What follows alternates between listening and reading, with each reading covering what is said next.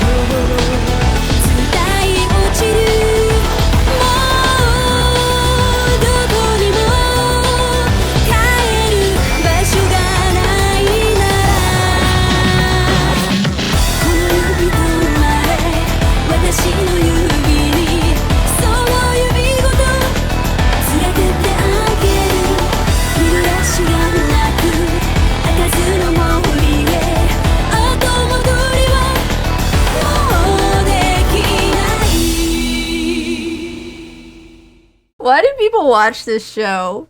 Higurashi or our show? Our show. I don't know. They come for our professionalism and the things that we say. No, I know why they're watching Higurashi. Because they're freaks! Yeah, because you are a freak. Among them. Yeah, I watched Higurashi. Yeah, I did it again today. You played the whole game recently, right? Did you finish it? I spent the entire month of December powering through all 8 chapters of Higurashi plus Saikoroshi and those other 2 side chapters that weren't important. And I have beaten Higurashi. That's why I thought we should come back and look at it again. Because I was thinking about how you did that. And I thought, you know what? Why not? Because I know things now. You do. You've got the secret future knowledge. Not just that, but there's some things that have been bothering me about our past episodes. Okay. Do you want to elaborate? I was waiting for you to roll out the red carpet for me. Oh, the red carpet's been out. Yeah, but... All right, here, I'll roll out showmanship. Here's a second red carpet to roll out on top of that one. So get off it for a second. I'll put it down. Hup. Okay. It rolls out, and I'm inside. Oh. I've been trapped in here. That's not okay. What about... well, the other Mel seems to have gone. Okay, all right, that's fine. Paradox resolved. So, Higurashi is also a kinetic novel. I believe in the console remakes, that's when they made it a visual novel with choices, but the original one has always been a kinetic novel. It's just a big, long, 80-plus hour book. Right, okay. And also, it's a lot like Umineko in that every chapter has a difficulty rating, and it just kind of explains, like, it tries to tell you how much you can figure out from this chapter by being cryptic and strange. And I remember complaining about that before, but you know what? I really like it, because every chapter, you're not really supposed to figure it out in the first chapter or even the second chapter, but every chapter gives you a little tiny piece to put into the bigger mystery. Okay. And it's good. It's well done. That's cool. Is it... I can't remember. It's been a while since we talked about Higurashi. Is each chapter kind of an alternate version of the story? Yes. Okay. That's what I thought it was, but I just wanted to re-clarify. Yes. So the story kind of restarts again in each chapter, but something different happens. Yes. Gotcha. All right. Well, what we watched this time was episode 2, The Secret, which is Spirited Away by the Demon Part 2, written by Toshifumi Kawase, who wrote all of the Spirited Away by the Demon arc, and also wrote the Umineko show. Yeah, this is still in the first chapter, which is the Onikakushi chapter. Mm-hmm. This aired on April 11th, 2006, which is almost 20 years ago. Wow. It's 19 That's years disgusting. ago. Yeah. Yeah.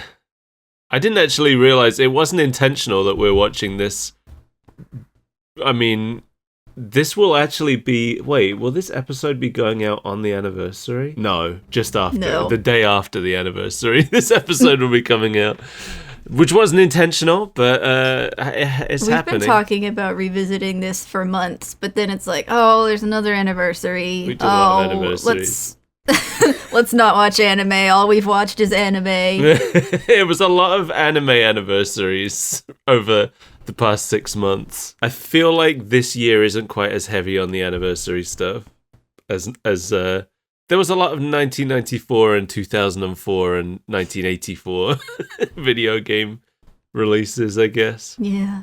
So this episode picks up right where the last one left off, and I kind of had to go back and check what happened in the first episode to remind myself exactly what the details were. Right. I'm more interested in your takes. Because I know what happens. Okay. Since I don't know it, yeah, I haven't watched ahead or anything, so I don't know and exactly. I refuse what the to deal tell is. you anything about the plot. Okay. So Keiichi is here looking at the newspaper that he found at the dump. I kind of forgot about Rena loving the dump. Oh, she sure does. And I love that for her. And she appears standing over him with a cleaver, which is where we ended last time. She just brought something to help dig out the Kenta-kun statue. Yeah. Keiichi said an axe would probably be helpful. But that's a big cleaver. Whatever. But anyway, it's getting dark, so Keiichi says they should come back tomorrow. Which they don't do, as far as we're aware. I don't think that they do in the game. I think they get swept up in the Watanagashi festival. Oh, so do they just never come back to Kenta-kun? I don't think so. Like, Kenta-kun makes brief appearences in other chapters, but... Okay. I wanted he's not a big plot point. I know that you're disappointed, but Kenta-kun is not behind the events of the Curse of Yashida-sama. Well, there goes my interest. There goes my theory.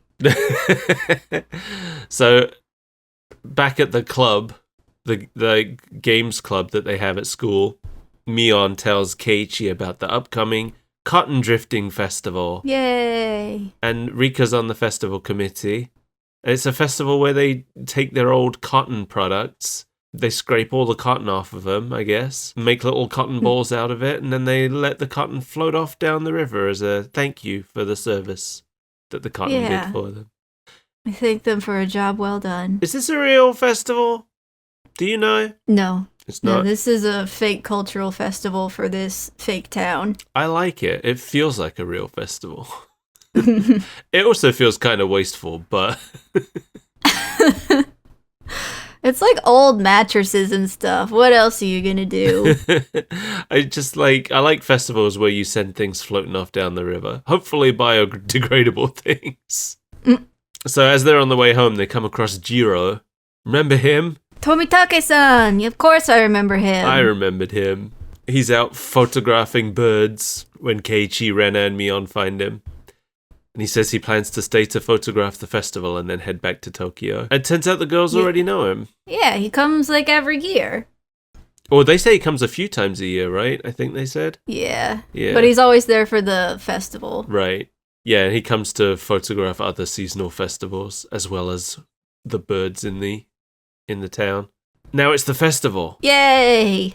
And I like how Riku's the only one who got dressed up in like traditional...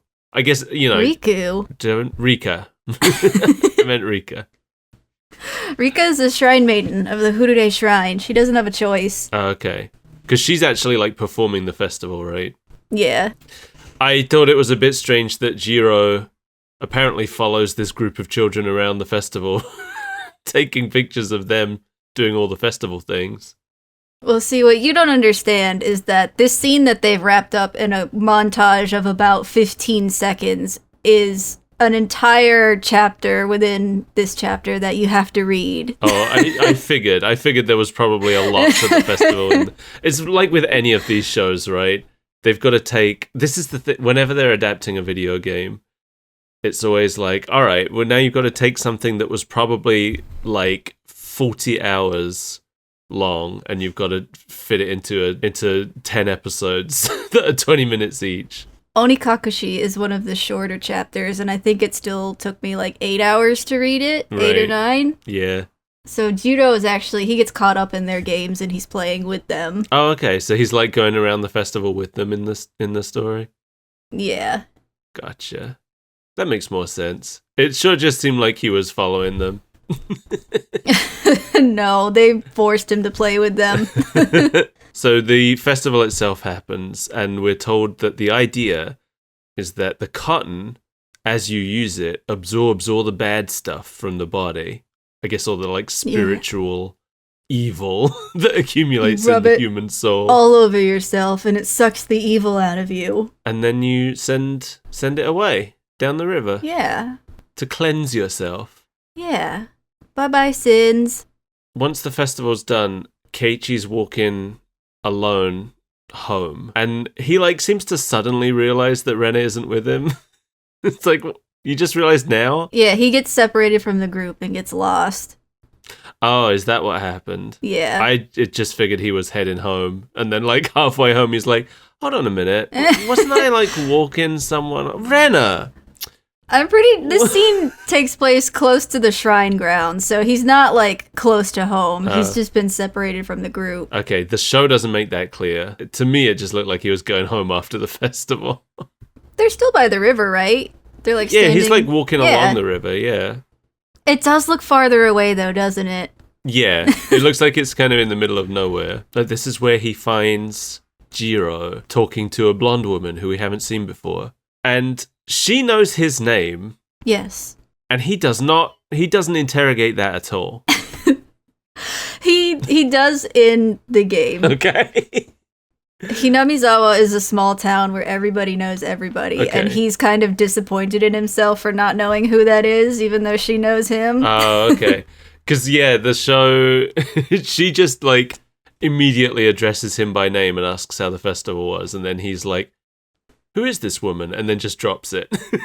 There's no, like, how does she know who I am or anything? Well, this tells us that she's a local. We just don't know who she is yet. Okay. Well, I'm gonna spoil it because she is... No! She is Mio Takano. That's all. I only looked up her name and her actors, so don't worry, I didn't spoil any future things. Good. She is played by Miki Ito, who we know for a few things. Yeah? She played both Mint and Gwynby in Twinbee Paradise. Okay. And she was Eva in Umineko. Which one was Eva? I don't... Is it the... I wish you hadn't asked. There's so many characters in Umineko. Yeah, I don't remember. She's one of them. I'll get to that one soon, but that's gonna be like 100 hours minimum of reading. Is that longer than... It sure is. Oh, It's, I believe, the longest visual novel. Oh, that's right. That's that one. I forgot. Yeah. Eva is... Oh, one of the... One of the ants, right? Yeah. I think, is she the one that was... No, she's Maria's not. mom? She was the second child of Kinzo. Oh, that woman. Okay. Yeah. I'm trying to see... I don't know whose mom she is.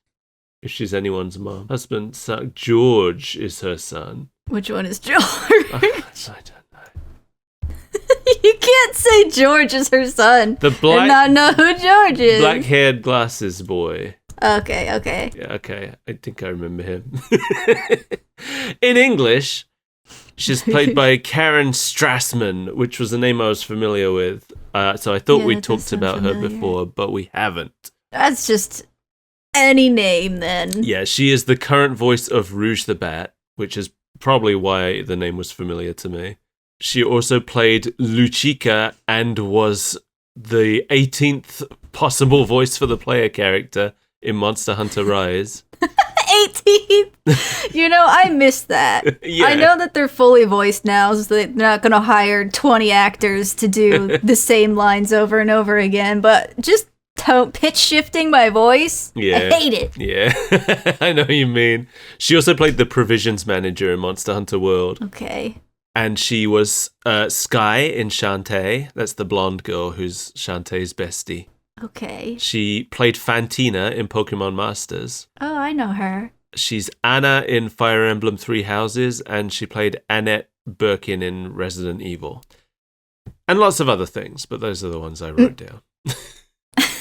Good job. This is where we get our first real exposition about the deaths that happened in the past. Yeah, the damn construction fight. Yeah, so he talks to Jiro and Mio about the past of Hinamizawa in general and the whole dam construction situation, and they're the first ones to really give him some straight answers about anything. Because I feel like he's been trying to find out for a while, but everyone's been very evasive. But Jiro just tells him what he wants to know. Yeah. So Jiro tells him that the first murder happened around the Cotton Drifting Festival 4 years ago. And the woman who's here tells Keiichi that the elders believed it was Oyashiro-sama's curse. I guess Oyashiro-sama is the village's guardian god. Yeah. It's the god that's said to inhabit Furude Shrine. Right. A lot of the locals believe that the killings were the god punishing people who agreed with the dam construction, which would have flooded the whole village had it gone ahead. Yes. And every year since the first murder, someone dies during the Cotton Drifting Festival. Bum bum ba The first year after the original murder, somebody who was pro-dam fell into a river while on vacation. So it sounds like it didn't happen, like, there. If he was on vacation, I assume he was someplace else. Yeah, But but he was still part of the dam Yeah. support. And it still happened on the night of the Cotton Drifting Festival. Yeah. His wife's body was never found. No. I like, they don't mention, they like, yeah, he fell off a cliff into a river and died. But they don't say that his wife did. They're just like, yeah, they never found her corpse. It's like, I mean, I assume it's implied. Then a year after that, one of the priests of the shrine suddenly died of an unknown illness, and his wife drowned herself in a swamp. Then the next year, they found a housewife beaten to death. She was the wife of the brother of the guy who fell in the river, right? Yes. Yeah. Yeah, okay. What? Yes, okay. Yeah, the first one. The one, Yes. Yeah. No, I know who it is, but when you say it like that, my brain just had to take a second. Okay, that's how they said it, Like, so my brain had wife to of take a second. Brother of guy who... Okay. Yeah, I know. That's exactly what I went through when they said it in the show. Because, like, I know who all these people are. I know the mystery. I know the secret. All right. Holding it over my head.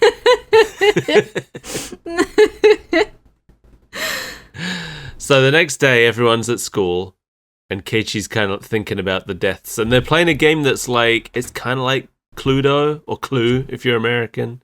I don't know why they changed it to Clue. I believe it is more explicitly Clue in the game, and they had to, because it's said that it's in English, and they had to write their own cards because nobody could read the game. Oh, okay. Well, it doesn't work exactly like Clue because it's just cards. Because Clue has a board.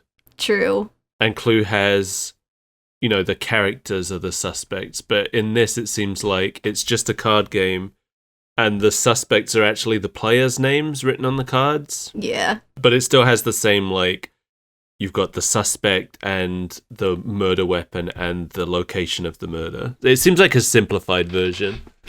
It's like it's Cluedo without the board, basically. Yeah, I don't think they had to move around a board. Yeah. But you know what? The slice of life stuff is already really slow. We don't need board progression.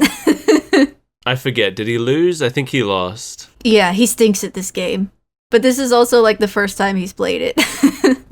He excuses himself to go to the bathroom, and I don't know who said it because they were off screen at the time, but whoever Mion. Is it Mion? Okay, Mion. Yeah. Mion tells him to. I can't remember exactly what she said, but it made me laugh. Take your time with your number 2. Yeah, that's funny. But then the teacher shows up to tell him that someone's come to speak to him.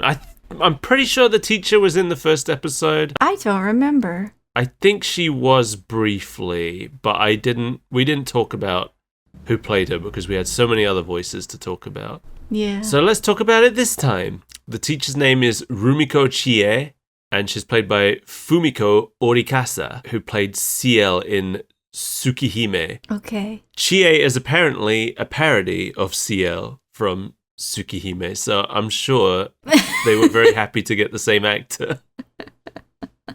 I did not realize, but I don't know anything about Tsukihime. No, me neither. I think there's a show, is there? I forget.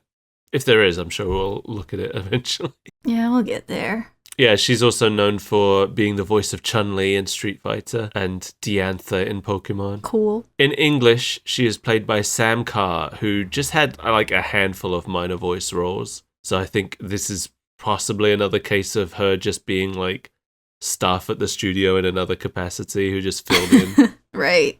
She played Yasuko in Paradise Kiss and Meishin in 12 Kingdoms. I don't know anything about either of those. Nope, me neither.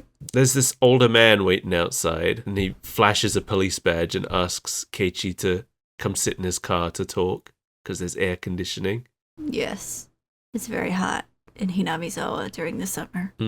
This is Kuraudo Oishi, played by Chafurin. Recognize that name? Nope. We've seen him twice before. Is he the creepy old man from that one fighting show? He is not. Okay, I'm just taking shots in the dark. No, he is Old Man Owl in the Sonic OVA. Yeah! And he's also new in the Chrono Trigger OVA. That's right. Oh, why? What a weird cast of voices. And now he's Oishi. Yeah, which is a very different character than the other two. We've had him as two idiot comedy relief characters, and now he's this hardened cop. Yeah. In English, he's played by John Snyder, who was Bob in Cowboy Bebop. I had to look up who Bob was. Cowboy Bebop is probably my favorite anime, but I was like, Bob? Who the hell is Bob? But it said he was in 2 episodes and the movie, so I was like, all right. So I looked it up. I didn't even know that Bob had a name. He's the police officer that was like an old friend of Jet's, and Jet sometimes gets information from him. Well, cool. In 2 episodes in the movie, he does anyway.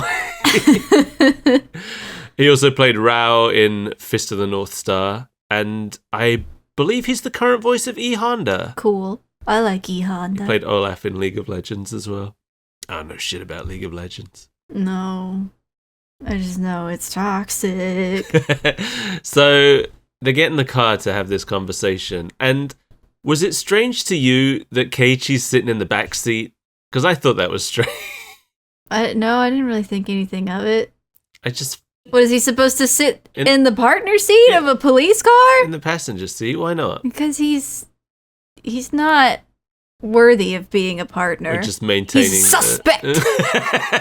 I guess he is a suspect because he was the last. Well, we haven't even talked about what the crime is yet. No, we haven't even talked about the victim. No, so Oishi hands Keiichi a photo of Jiro and asks if he knows him. And then when he says yes, he shows him a picture of the blonde woman from the night before and asks if he knows her. And Keiichi's like, why? Did something happen? And yeah, Jiro died last night, apparently. Whoops. I thought that Oishi... I thought that the cop gave Keiichi a surprising amount of information, considering this is an ongoing investigation. Yeah, but it's also a mystery novel. Yeah, I suppose. And I need to put all that information into my mouth and chew it up. I don't know. It's just like, okay, young teen boy, here are all the grisly details of the murder. Well, he needs him to be on the lookout. So apparently Jiro clawed his own throat out with his nails. Yeah. With his bare hands. He was also covered in bruises and marks, implying that there may have been multiple assailants. At first, the cops suspected drugs, but they didn't find any in his system. And they can't find the woman that he was seen with, and they suspect that she was involved. She's on the loose. She's out there like Bigfoot. The cop says that at this rate, the curse will be blamed for the death. And this is where we find out the reasoning for the cop coming to Keiichi specifically. Not, first of all, also because Keiichi was probably the last person who saw them before whatever happened. But mostly because he's an outsider. Yeah, because he's an outsider, he doesn't believe in the curse yet. And I guess the cop doesn't believe in the curse either. I mean, he also doesn't know about the curse. What, the Not cop? really. No, he knows. Oh, Keiichi doesn't know, you mean? He barely learned about it yesterday. Yeah, okay.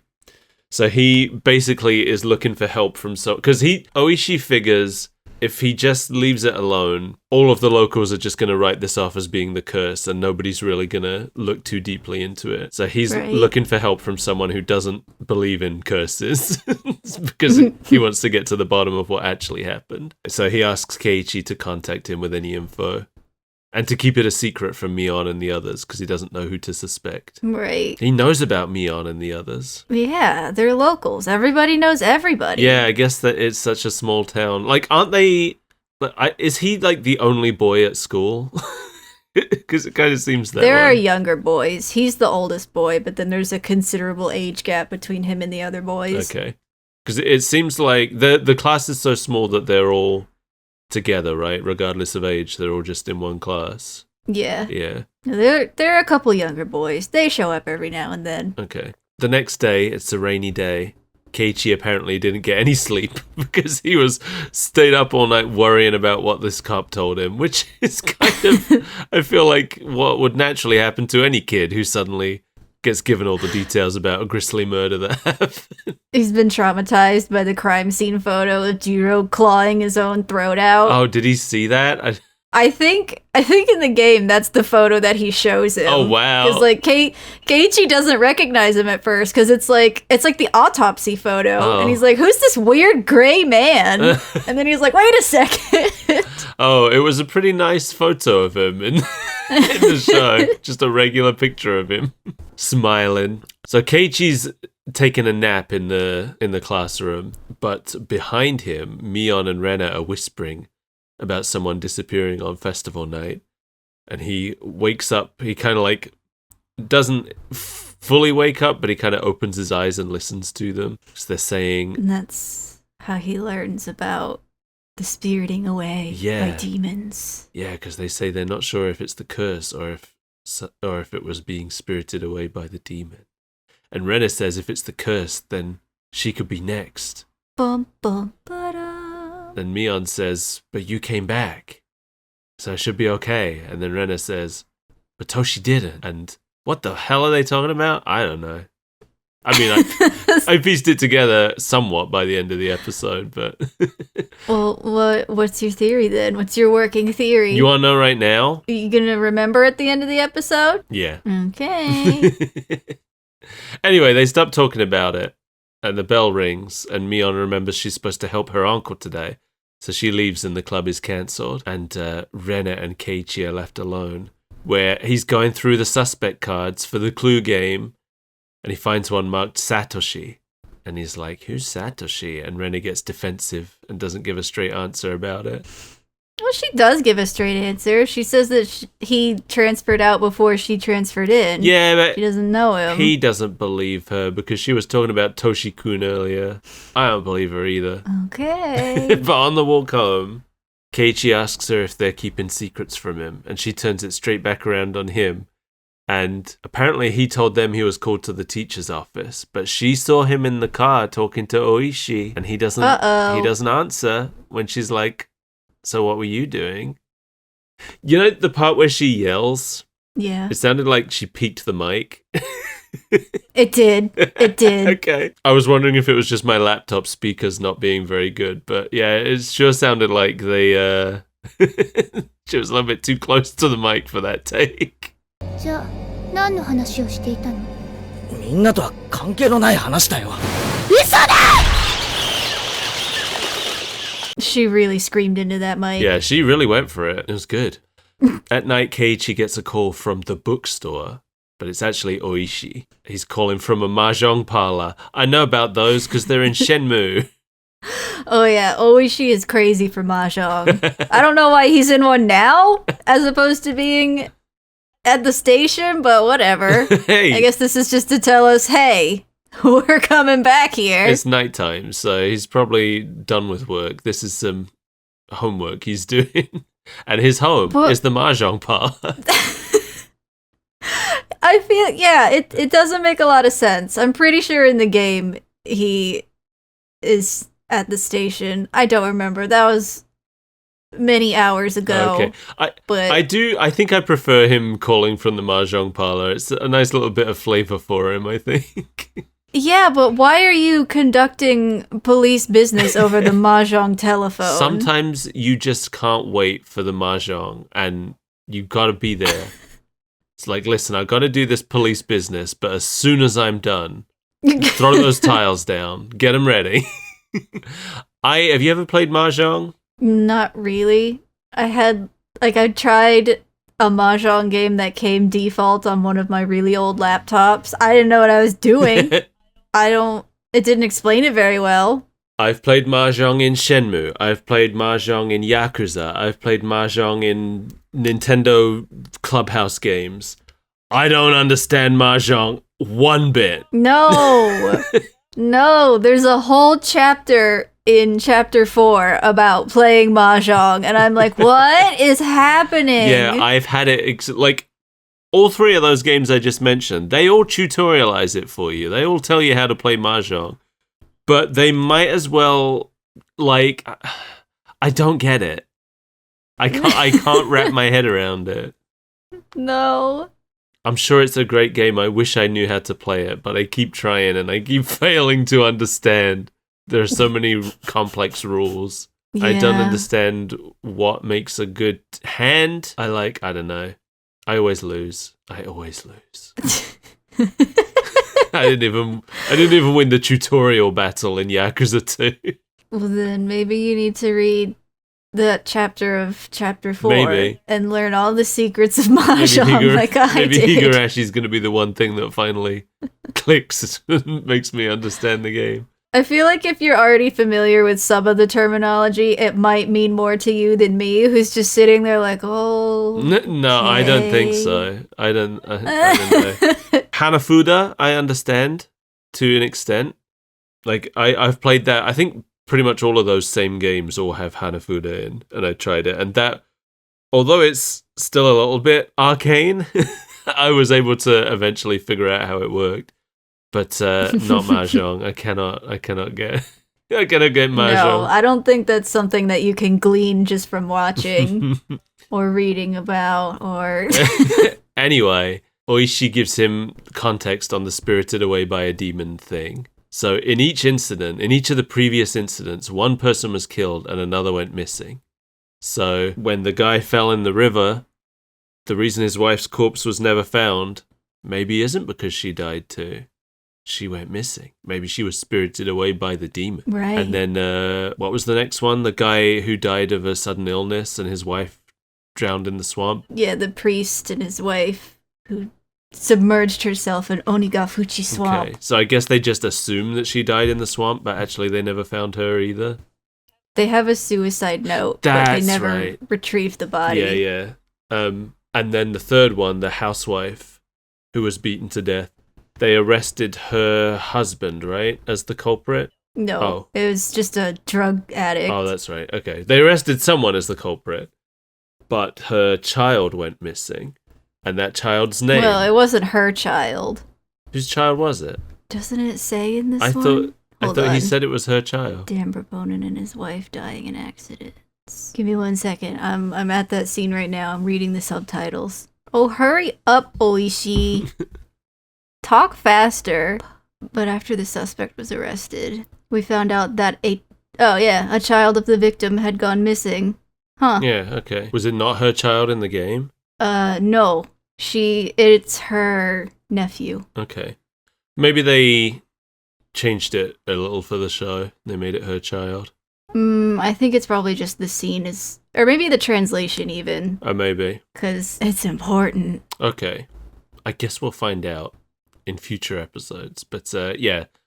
So Satoshi was the kid that went missing. Right when Keiichi finds that out, he's interrupted by his dad kicking the door. And I wondered why his dad was kicking the door. I thought maybe he was drunk, like Tai's dad in the Digimon short film.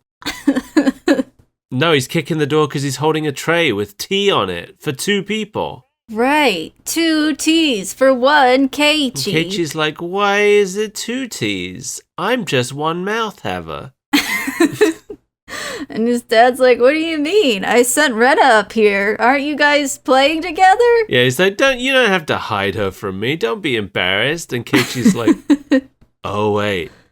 That means Rena was outside my room listening to the conversation. Very spooky. But she's gone. She just vanished. No sign. Keiichi's like, are you sure that you saw her come up here? He's like, yep, watched her go. Yep, told her which room was yours. And we see her outside looking at the house. And that's the end of the episode. What are your thoughts? So you want to know what my thoughts are? I want to hear your theory. Well, I think, so far, from what I've seen, I don't think that Rena and Mion... we know from the cold opening of the first episode that he's going to kill him with a baseball bat. Yes. I am assuming that they are innocent, but that the story of this chapter is that because both sides are like keeping secrets from each other, he just becomes more and more paranoid and ends up killing them, becoming convinced that they were the murderers when they weren't. Okay. That's the direction I am assuming it's going. All right. And it sounds like, obviously, like Satoshi was spirited away by the demon, whatever that means.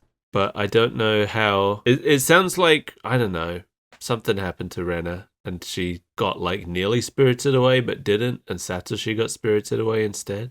Okay. But I'm assuming right now that they're not murderers, but they're being weird about it because they were caught up in some supernatural stuff and they don't want people knowing. Okay. Got anything to say about that? Why would I? I'm not going to confirm or deny anything. I would say you could clear it up for the audience and I could not listen, but there's no way for me to not listen since I edit the show. You're our editor. So that doesn't work. You head to patreon.com/superbreakfastfriendsclub so we could afford a separate editor. And then you can learn all the secrets. I'm enjoying it. Yeah. It's interesting. I want to watch more of it just because I want to see the schism. The tonal schism between the anime and the game. Right. You've watched the anime before, right? Didn't you watch the anime first? Yes, but I was like 17, Okay. so if you expect me to remember a dang thing... I did, unfortunately, remember more than I wanted to. So, like, I'm reading the thing, and at the back of my mind, I'm like, wait a second. Don't I remember this happening? And then it happens. And then it happens. Gotcha. Yeah, I like it. What version of the game are you playing? Like, which graphics does it have? Because I know there's like 4 different... They redid the graphics a few times, right? So the one that you can get from Steam, that's the only one I can attest to personally, comes with the original graphics and the you can switch between the most modern one, which looks exactly like these characters do. Right. There is a mod that restores the stuff that the consoles included, because the consoles included complete voice acting and like CGs and different character portraits. Oh, is that not in the Steam version? Nope. Okay, I assumed it would have been. Not even like Japanese acting? Nope. Huh. Because the voice acting in the games, they had the same actors that this show had. I know that much. Yeah. That wasn't until the console port, though. Right. So this show was probably already... these actors probably started in the show and then did the console version, I would guess. I would assume so, yeah. Well, I watched the dub as well. Yeah. There wasn't really much to say about it, though. I know a complaint I had about the first episode's dub is that in the Japanese version, when the girls were being evasive, in the Japanese version, they still sounded normal. Right. They were just like giving short, sharp answers. But in the English dub, their tone completely changed and they became really creepy and spooky, which I thought was stupid. This episode doesn't really have that problem, but only really because when Rena is being evasive in this episode, she does get kind of creepy and spooky in both versions this time. Yeah, I believe that is a constant in the Japanese version as the creepy, spooky scenes amp up. Like, her voice will change a little bit. Okay. And not sound as normal. Right. I felt like they pushed it a little bit too hard in both versions. Yeah. I felt like, I guess it would have been less dramatic, but I felt like it would have helped the mystery more if she had been a little bit less creepy in her confrontation. What if I told you that's how it is in the novel? Well, I mean, I still feel that way. I feel like it would have been, because now I'm like, well, maybe that's how they want me to feel. Now I'm like, okay, maybe she did do it because of how she was in that scene, and maybe that is what they wanted me to feel. Like, I get where you're coming from, but that is just a faithful reenactment of what happens in the visual novel. Oh yeah, no. I'm just talking about the plot in general rather than... Yeah.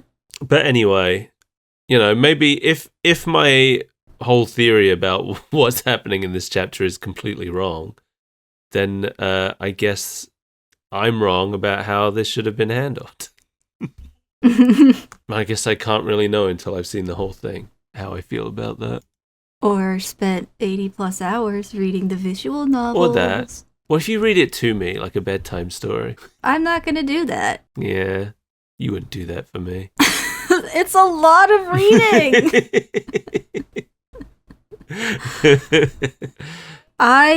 When I say I spent the month of December, I meant like every day coming home from work, putting in an hour or two reading these visual novels. Oh, I know. I was around for most of it. It's a lot of reading. I'm telling the audience. They weren't there, Mike. I was. And I would read so much on weekends, whenever I had free time. I got so into chapter 3 that I was so mad I had to go to a Christmas party that night. I was like, I don't want to see human beings. My visual novel's getting really good. Yeah, I know that feeling. I've had birthdays where I've been mad that I have to see my family because I'd rather be playing The Legend of Zelda. That's different. I think it's the same. I think if this anime piques anybody's interest, they should definitely read the visual novel, because it's very, very good. I enjoyed it a lot. It is a huge commitment, but it's worth it. Well, good. I'm glad. Thanks. I liked Oishi. I like characters like that. Grizzled old men cops? Yeah. You're not going to elaborate anymore than Well, that? I don't know what to say. But I thought he was cool. Okay. I'm fishing for hints about whether he's actually cool or not. You know I'm not going to give you anything. I know. If there's anything anyone should take away from this episode, it's that I'm not going to give you an inch because I want you to experience it yourself. Okay. You don't want me to know anything. And like, who's the lady? What happened to her? Did she get spirited away? Like Chihiro?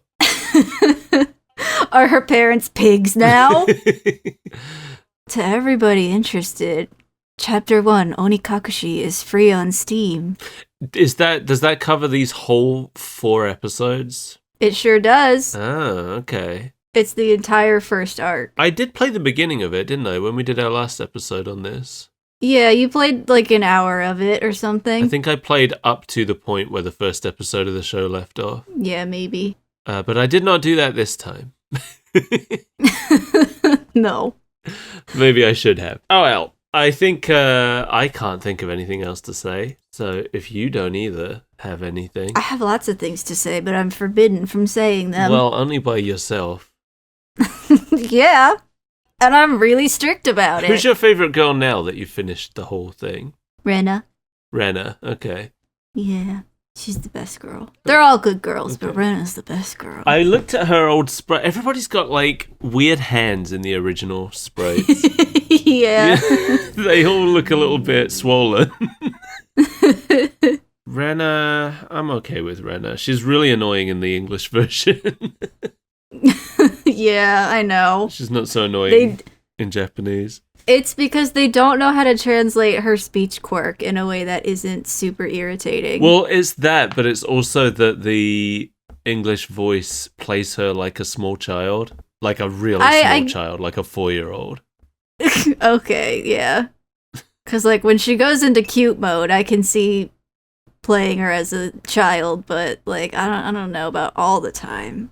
Rena's a very intuitive and cool person. She was talking like a little baby when she was explaining how the festival worked, and I was like, Rena, shut up. You're an adult 16-year-old. I think Mion is my favorite so far. I figured she would be. I feel like you said that last time too. I did. I like Mion too, and I think starting off she was my favorite as well. But having finished it, it's Rena. Okay. Well, I think we're done. Yeah? Yeah, thanks for joining us, everybody. Yeah. Who is your favorite girl? And why is it Rena?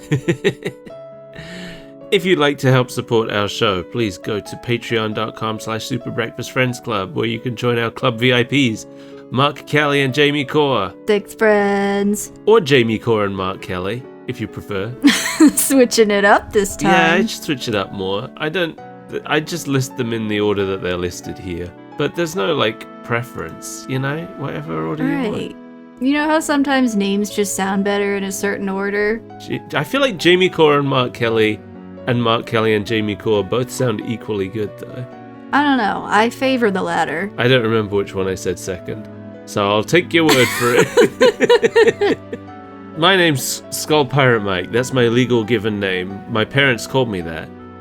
It was a really weird thing to get introduced to. You can find me on Blue Sky and Twitch. I'm playing Persona 5 right now, and other stuff I do all over the internet. All over it.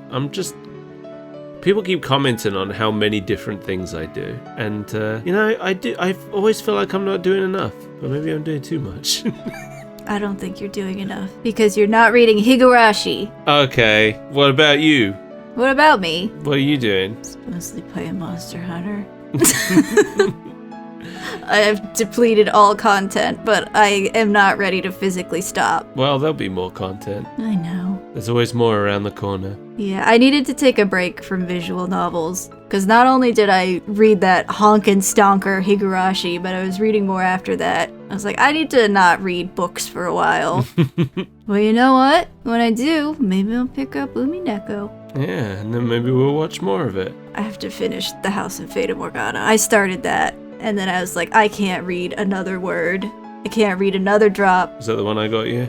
Yeah. Well, I hope it's good. Bye!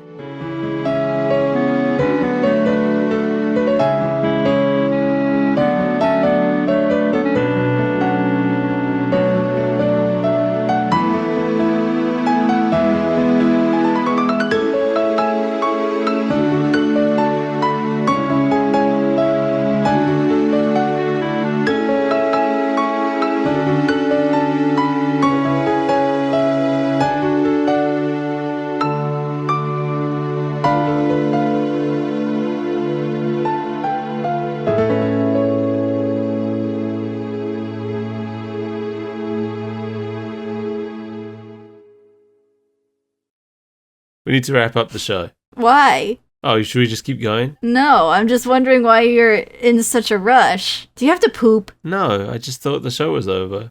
I guess it is now.